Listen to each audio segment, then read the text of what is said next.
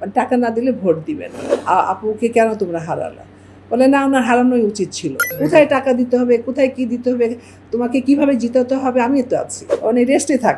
আমি কি ওখানে চাকরি করতাম? আজকে সে পাশ করে এটা বলে, এটা হতে পারে? সে অনেক শিল্পী আছে আর কি আমাদের চলচ্চিত্রের, তারা টাকার বিনিময়ে ভোট দেয়। ম্যাক্সিমাম শিল্পী টাকার বিনিময়ে ভোট দেয়, টাকা ছাড়া ভোট দেয় না।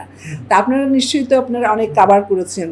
এখানে কাকে মনে হয়েছে যে আপনার কি বলে এটা, মানে কেউ চিনে যে উনি এই ধরনের এই যোগ্যতা আছে, বা এই শিল্পী বা ওই শিল্পী? আপনারা কয়জনকে চিনেন যে উনি এই ধরনের শিল্পী আছে? কয়জনকে চিনেছেন বলেন তো দেখি। এরাই হলো টাকা দিয়ে, মানে টাকা না দিলে ভোট দিবে না, বুঝতে পেরেছেন? আরেকটা কথা যেটা আমি শুনলাম, হ্যাঁ, জয় চৌধুরী আজকে ফোন করেছিল, আমি ফোন ধরি নেই। পলিকে ফোন করেছিল, তো পলিকে ফোন কী বলে, পলিকে বলেছে নাকি, পলি বলেছে যে পলি আমাকে অনেক রেসপেক্ট করে, অনেক সম্মান করে, সে ওকে আমি ছোট বোনের মতো জানি।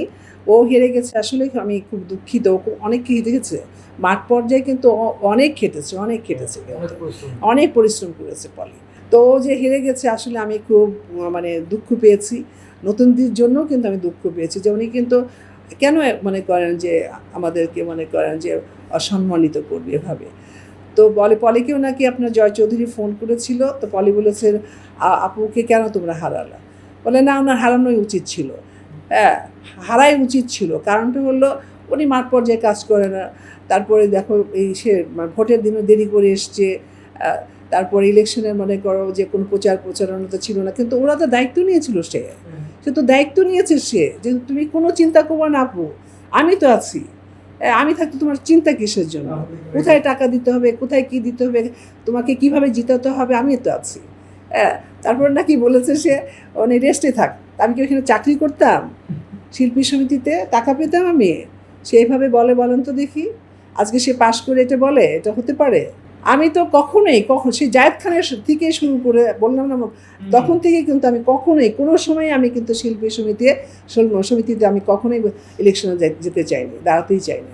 ওনারা আমাকে রিকোয়েস্ট করে একদম আমাকে কি বলবো যে হিপনোটাইজ, মানে ব্রেন ওয়াশ করে কিন্তু আমাকে নিয়েছে তারা। এবারও তাই। এটা তারা কি উচিত করেছে? আমার মনে হয় না তো উচিত করেনি। তারপরে আমি বলবো এদের তো বড়দের প্রতি শ্রদ্ধাবোধ বা সিনিয়রদের প্রতি যে শ্রদ্ধা মনে হয়, এটা চোখে মুখে দেখায় আর কি, অন্তরের মধ্যে মনে হয় নাই এদের। তাহলে এটা করতে পারে না, এটা হতে পারে না।